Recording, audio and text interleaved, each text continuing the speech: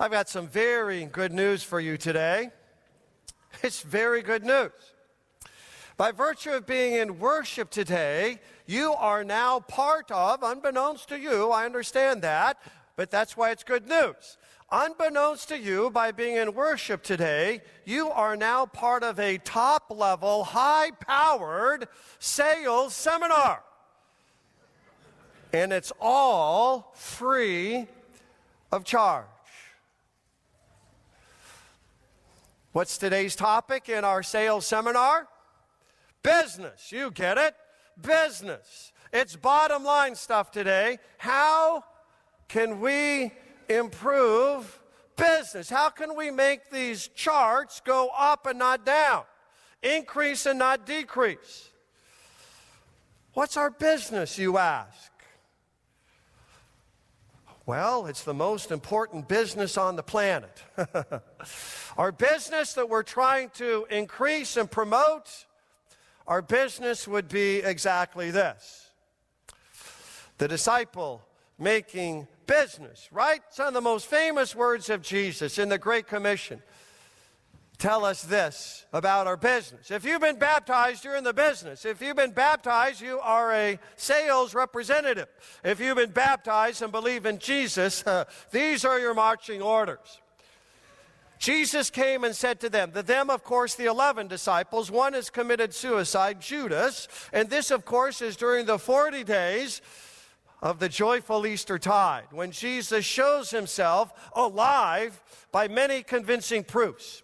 During that time, on the Mount of Olives, actually, Jesus came and said to them, all authority. We'll come back to that word. It's a key word in Matthew's gospel. It's a key word in the sermon. The Greek sounds like this, exousia, exousia. But Jesus claims that all authority in heaven and on earth has been given to me. Go, therefore, and here's the business model for the business plan, right? Make disciples. We're in the disciple-making business. And our target, of course, would be all people, all nations. How do we do that? These two participles, right? Baptizing them, the nations, in the name of the triune God, Father, Son, and Holy Spirit, and teaching them to observe all, Jesus says, I have commanded you. Exousia, authority. As I said, a key idea, doctrine, teaching in St. Matthew's Gospel. Exousia in Greek means a legitimate power from a competent source. Everybody got that? It's legitimate power. It's not fake, it's not phony, it's not fraudulent. It's a legitimate power from a competent source. And Jesus says, I've got authority. I have a legitimate power in heaven and on earth. And what would be his competent source?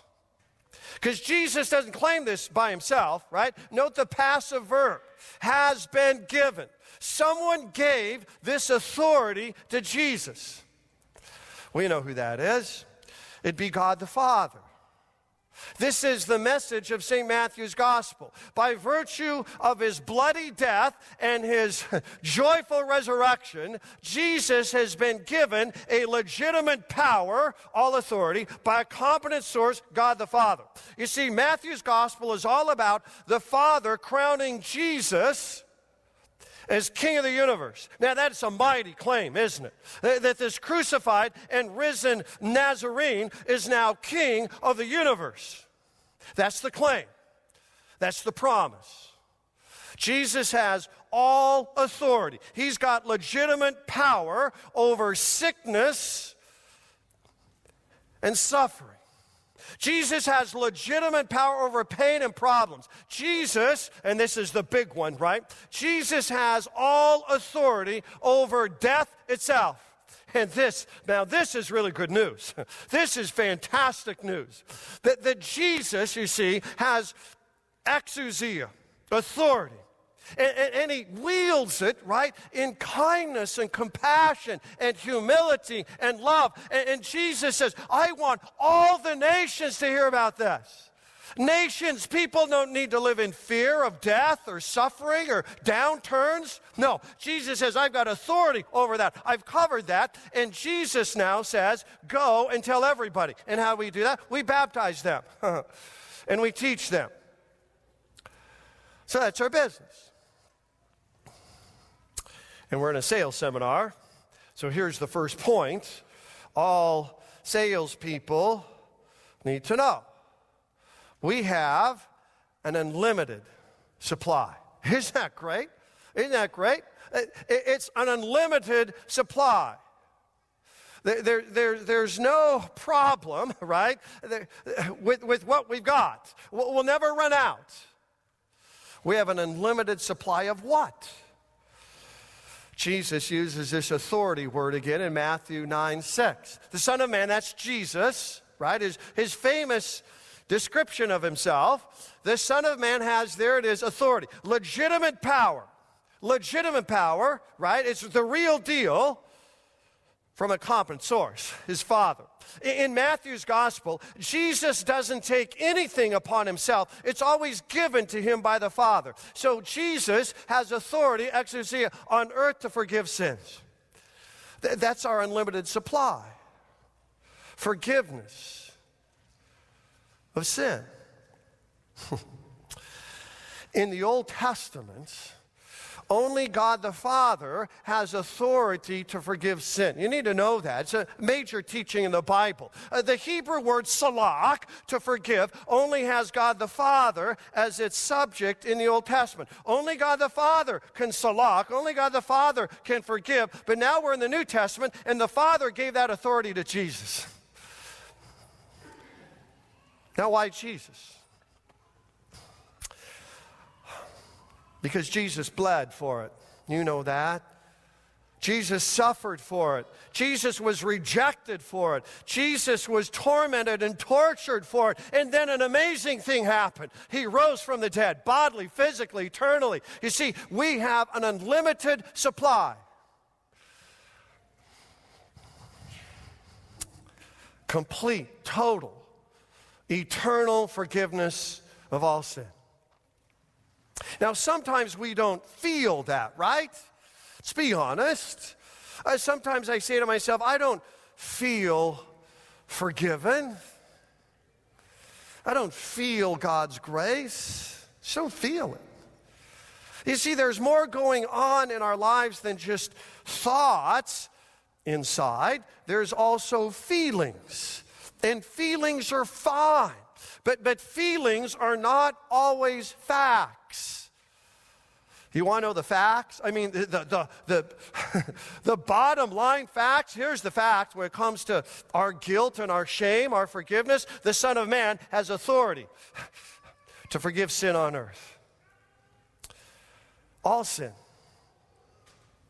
Big sin, little sin, your sin, my sin, everyone's sin. Jesus has authority to forgive it and wipe it all away. We have an unlimited supply. Paul puts it this way in Romans 5, verse 20, where sin abounds, grace abounds all the more. Now, just think about this. If after the confession of sins, if I would have said something like this, sorry, folks, we're in a recession when it comes to forgiveness of sins. The angels in heaven, they want more money. And the central bank in the New Jerusalem, it is teetering on being insolvent. And by the way, housing starts in heaven are down. All these mansions, they're just not going up the way they used to. And there is a tariff war going on between St. Peter and St. Paul. So today, imagine I would have said this, there's only enough forgiveness for odd-numbered commandments. So you think, oh man, what are those? Well, 1, 3, 5, 7, and 9. And then I would say, well, come back next week if you've sinned against even-numbered commandments. 2, 4, 6, 8, and 10. And then I would say something like this. It would be very wise of you to choose your sin accordingly during this spiritual downturn. What would you have said if I had said that? Pastor Lessing, being a St. Louis Cardinal baseball fan has really exploded your mind. They've lost 2 straight to the Cubs. Their bad baseball has broken your brain. It really has. But you get it. Every believer gets this. There's unlimited forgiveness. There's unlimited grace. You see, we have an unlimited supply. That's the first point of this sales seminar. You need to understand that. You'll never run out. It will never run out for you or anyone else. Here's the second point. We have an unlimited demand. So unlimited supply, unlimited demand. Some of you are business people and you are connecting the dots. Oh my gosh. This sounds fantastic. Business is going to be booming. So what do we mean by unlimited demand? The only other place where all nations appears in St. Matthew's Gospel, aside from the Great Commission, Matthew 28:19, is right here. In the final judgment. As an aside, this is why we baptize babies, because babies, you see, babies are all nations, babies are all people. Jesus doesn't discriminate determining age or color or background or ethnicity or political persuasion. No, all nations means all people. And so, you see, we have an unlimited demand. Jesus says before him, he's talking about himself as the good shepherd, will be gathered all nations. He, that is Jesus, is the good shepherd. On the final day of judgment will separate people. There's just two destinies. We know this. You're either a sheep or a goat. You see, just as Jesus has all authority in heaven and on earth, and Jesus has authority on earth to forgive sins, so the Father has given Jesus another gift. And what's that? Jesus now has authority on the last day to judge all people. That just takes your breath away. History is coming to an end. And all people, all nations will stand before Jesus. And you can't say, well, I tried my best, or I showed up in church, or I got confirmed, or I only broke, some of the commandments. No, if your first answer is I, you missed it. Your answer is Jesus. We have an unlimited demand. Everyone needs Jesus. No one is going to be a sheep on their own. Everyone needs the forgiveness of sin. You see, all the nations, imagine that. There's an unlimited demand for Jesus out there. And Matthew talks about these broken nations in his gospel. Like in Matthew chapter 8, verse 3, Matthew records a leper. A leper, imagine your skin is falling off of you. You're ostracized. You live in a leprous community. You've got no life. And the leper comes after Jesus and says, if you're willing, you can cleanse me. And then part of the nations in Matthew's gospel would be Matthew 9, verse 18, where there's a synagogue ruler named Jairus, and Jairus' daughter is dead. 12-year-old daughter's dead, and he comes after Jesus and says, if you'll come and lay hands on her, she'll rise. And in Matthew chapter 9, verse 20, there's a woman who has a flow of blood. She's been bleeding for 12 years, and she touches the fringe of Jesus' garment. These are the nations.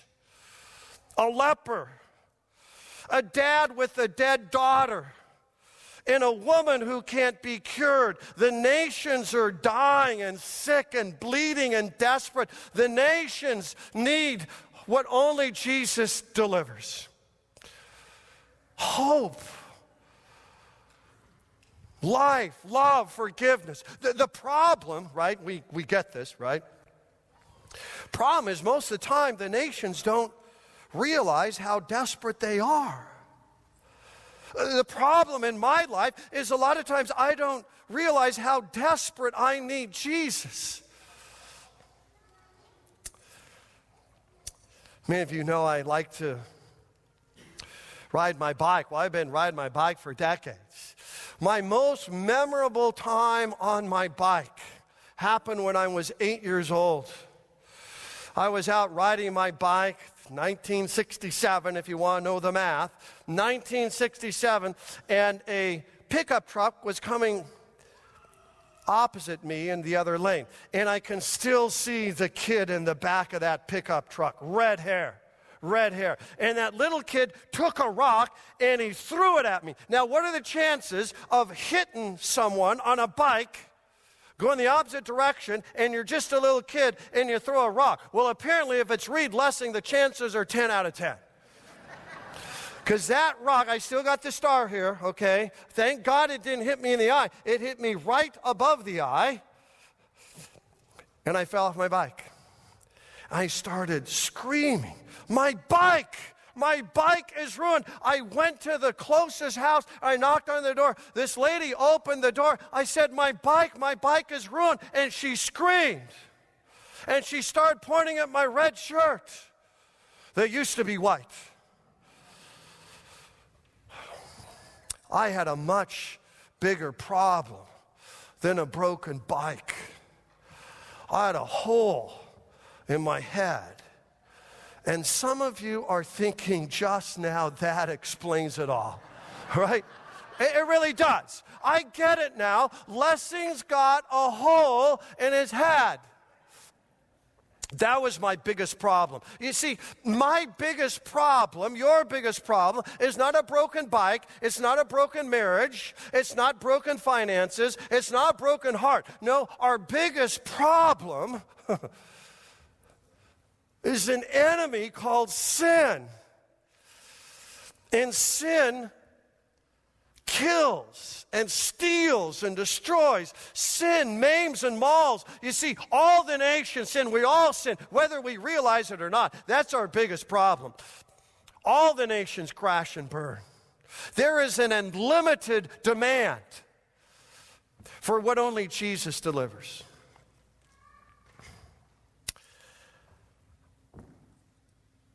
There's a story by a famous author named Flannery O'Connor called Wise Blood. Maybe you've read it.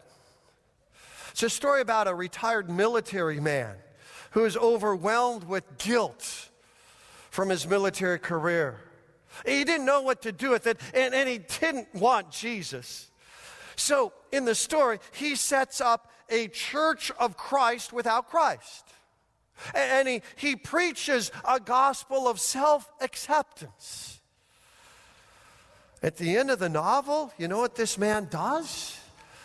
Because the gospel of self-acceptance is no gospel at all. He ends up taking acid and blinding himself. Self-salvation doesn't work. Self-atonement is a dead end. Jesus delivers what works. Jesus has authority, right, to forgive sin. We have an unlimited supply. Jesus has authority on the last day to judge the nations. We have an unlimited demand. So you're putting it all together. Unlimited supply? Unlimited demand? My business must be booming. We must be making disciples of all nations, baptizing and teaching them, right? Wrong. What's the problem? Why is business not so good? There's a mailman named Frank Sosinski. Maybe you read about him a few years ago. He was down in Louisville, Kentucky. And for 6 years, Frank Sosinski took 12 tons of mail and didn't deliver it. Boy, now that's a pretty nice job, right? He just took the mail and stuffed it in bag after bag and put all the mail in his backyard, in his basement, in his garage for 6 years. So Frank Sosinski had unlimited supply, right? I mean, gosh, 6 years worth of mail. And he had unlimited demand. We all want to get our mail, right? So what was the problem? It was a distribution problem, right? You can figure that out. You're business people. It was a distribution problem. We have a distribution problem. It's not in the supply. Oh, no. And it's not in the demand. No, it's in the distribution. See, this is what happens. We come to church, and we have our single-serving container, right? After the first service, down on Getz, all right, Kentucky Fried Chicken, people were standing outside after the first service. I don't know why, okay? Maybe you will too. But we come to church with our single-serving container. And see, I get just enough forgiveness for me, and just enough mercy for me, just enough grace for me. See, this little single-serving container. And then I wonder why there's nothing for anyone else. See, the problem is a distribution problem. So what do? Well, maybe we should go to Harvard Business School, right? Or maybe we should get an MBA from Fort Wayne, Purdue. Maybe that'll help us in our distribution, right? Now, I've got an idea. It may sound kind of silly, but you got to remember I got a hole in my head. What if we, instead of a box coming to church every weekend, right, just getting a little box, what if we said, forget the box and get a bucket? Now we're on to something. Now we are in distribution territory. You see, this is what Pentecost is all about. Pentecost is taking not a box, a bucket, right, and putting that bucket right where God delivers all the gifts of Jesus. This is a marvelous painting of Pentecost. It's all in the colors. Why is the person dark? That symbolizes sin and being lost and not realizing what my greatest problem is. And this is all of us, right? But what does God do? God sends the Holy Spirit. You see the dove there with the white. The cleansing power of the Spirit comes, invades, fills our hearts. And who now resides in our heart? The crucified Christ, the love of Jesus, right? And how does all this happen? You see the blue there? It's baptism. That's what the New Testament teaches. So we get not a box, we get a bucket, and we put it right at that baptismal font. And the Spirit comes again, and He delivers the real Jesus, and there's more colors there. You see the red there? That's Pentecost, right? That's the Spirit working, and there's just a little bit of green there. Green, new life. So I get my bucket, and I not only stand at the baptismal font, I also, at this service, I stand at the communion rail, and Jesus pours out real body and real blood, not in a box, but in a bucket, And with buckets, we're ready to go. We receive all the gifts of Jesus through the gospel, through baptism, through the Holy Supper, because Jesus has authority to give all that to us. And we realize that all the nations will one day stand before the Son of Man. So we receive and we realize. And once we do that, business will be booming, because we will go and make disciples of all the nations. Let's stand and sing about it.